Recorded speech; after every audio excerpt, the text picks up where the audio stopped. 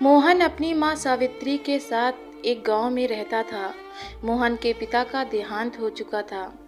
सावित्री गांव के घरों में काम करने जाती थी। उसी से दोनों का गुजर बसर होता था। एक दिन मोहन ने अपनी माँ से कहा, माँ, तुम इतनी मेहनत करती हो, मुझे बिल्कुल अच्छा नहीं लगता। मैं अपनी पढ़ाई छोड़कर कुछ काम ढूंढ लेता हूँ। ये सुनकर सावित्री रोने लगी। उसने कहा, बेटा, कुछ दिनों की बात है। तू पढ़ लिख कर अच्छी नौकरी करने लगेगा तो मुझे काम करने की ज़रूरत नहीं पड़ेगी। फिर मैं तेरी शादी कर दूंगी। बहू के आने पर मुझे आराम ही करना है। तू अपनी पढ़ाई पर ध्यान दे। मोहन माँ को बहुत समझाता है, लेकिन सावित्री उसकी बात नहीं मानती। उसे उम्मीद थी कि मोहन पढ़ लिख कर बड़ा आदमी बन जाएगा। इसी तरह कुछ साल बीत गए। मोहन की पढ़ाई पूरी हो गई। उसे नौकरी भी मिल गई। एक दिन मोहन घर आया और उसने अपनी माँ से कहा, माँ, अब मैं तुम्हें काम पर नहीं जाने दूंगा। अब तुम्हें काम पर जाने की ज़रूरत नहीं है। मेरी बहुत अच्छी नौकरी लग गई है। अब तुम आराम करो। सावित्री उसकी बात मानकर काम छोड़ देती है। कुछ दिन बाद मोहन के लिए एक बड़े घर से रिश्ता आया। सावित्री बहुत खुश थी। उसने खुशी खुशी मोहन का विवाह कर दिया। अपनी नई बहू रेखा को पाकर सावित्री बहुत खुश हुई। वो अपनी बहू को कोई काम करने नहीं देती, सारा काम स्वयं करती। रेखा सारा दिन बैठी रहती। एक दिन मोहन ने अपनी माँ से कहा, माँ, तुम रेखा से भी काम लिया करो। इस उम्र में तुम काम करती हो और रेखा बैठी रहती है। ये सुनकर रेखा ने कहा, मैंने तो माँ जी से कई बार कहा काम करने के लिए, लेकिन ये सब अपने आप करना चाहती हैं। मोहन के कहने पर रेखा अगले दिन से सावित्री के साथ घर के काम करने लगी। कुछ दिन बाद सावित्री की तबीयत खराब रहने लगी। अब सारा काम रेखा को करना पड़ता था। कुछ दिन बाद रेखा का स्वभाव बदलने लगा। वो अब सावित्री से बात नहीं करती। एक दिन सावित्री ने पूछा, बहू, क्या बात है? तुम मेरे साथ ऐसा बर्ताव क्यों कर रही हो? तब रेखा ने कहा, आपको पता है मैं कितने बड़े घर से आई हूँ और कितनी पढ़ी लिखी हूँ। तुम लोगों ने मुझे नौकरानी बना दिया। ये सुनकर सावित्री ने कहा, बहू, कुछ दिन की बात है, मैं ठीक हो जाऊंगी। उसके बाद मैं सारा काम कर लूंगी, लेकिन अभी तो मैं बिस्तर से उठ भी नहीं पा रही हूँ। तब रेखा बोली, हाँ हाँ, ये सब बहाने मैं खूब समझती हूँ। मैंने काम करना शुरू किया तो आपने सारा काम मेरे ऊपर डाल दिया। ये कहकर रेखा अपने कमरे में चली गई। उस दिन उसने खाना भी नहीं बनाया। शाम को जब मोहन घर आया तब रेखा ने कहा, सुनो जी, मैं इतना काम नहीं कर सकती, इसलिए मैं अपने पिता के घर जा रही हूँ। तुम्हें अपनी माँ की सेवा करनी है तो करो, मुझसे ये काम नहीं होगा।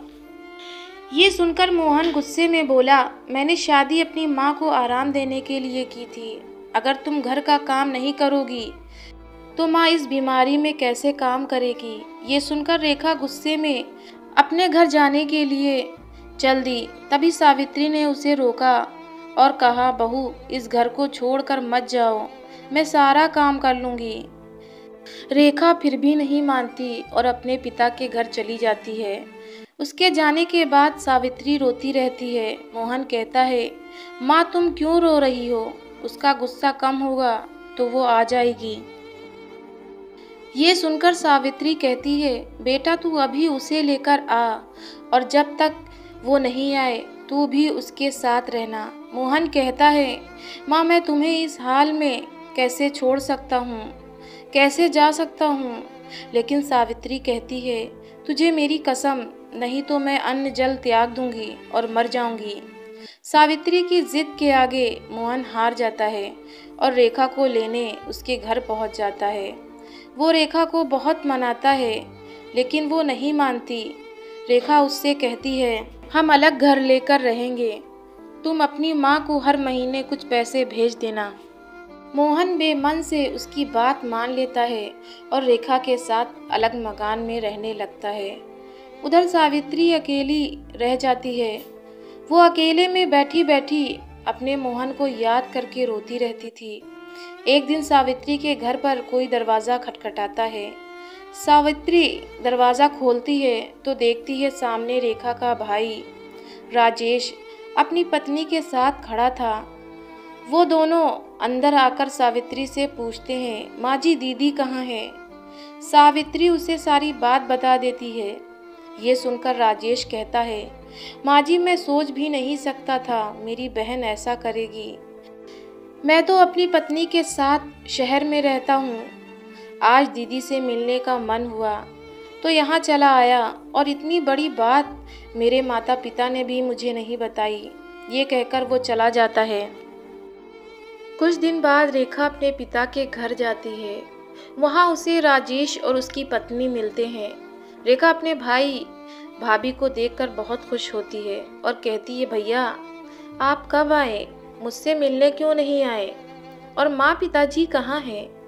तब राजेश ने कहा, मेरी पत्नी माँ पिताजी के साथ नहीं रहना चाहती थी, इसलिए मैंने उन दोनों को घर से निकाल दिया और तू भी अब कभी यहाँ मत आना।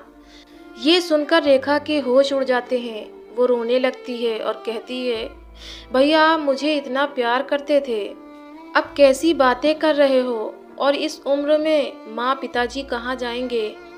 आप उनके साथ ऐसा कैसे कर सकते हैं? तब राजेश ने कहा, जब तू अपनी सास के साथ ऐसा कर सकती है तो मैं क्यों नहीं कर सकता? मैं भी तो तेरा भाई हूँ। ये सुनकर रेखा को अपने किए पर बहुत पछतावा होता है। वो भागकर अपने घर पहुँच जाती है और मोहन के पैरों में गिर जाती है। मोहन के पूछने पर वो सारी बात उसे बता देती है और कहती है, मुझे माफ़ कर दो और माँ जी के पास ले चलो, मैं उनसे माफ़ी मांग लूँगी।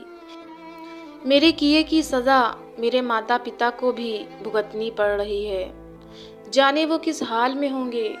मोहन रेखा को लेकर अपने घर पहुंच जाता है। घर में घुसते ही रेखा सावित्री के पैरों में गिर जाती है और अपने किए व्यवहार के लिए माफ़ी मांगती है। तभी दूसरे कमरे से राजेश अपनी पत्नी और माता पिता के साथ बाहर आता है। उन्हें देखकर रेखा रोने लगती है। तब राजेश उसे बताता है, उसने माता पिता को छुपा दिया था ताकि तुझे तेरी गलती का एहसास हो सके। राजेश के माता पिता भी सावित्री से माफ़ी मांगते हैं। इस तरह मोहन, रेखा और सावित्री तीनों खुशी खुशी रहने लगते हैं। तो आपको ये कहानी कैसी लगी हमें कमेंट्स में ज़रूर बताएं। चैनल को लाइक, शेयर और सब्सक्राइब करें।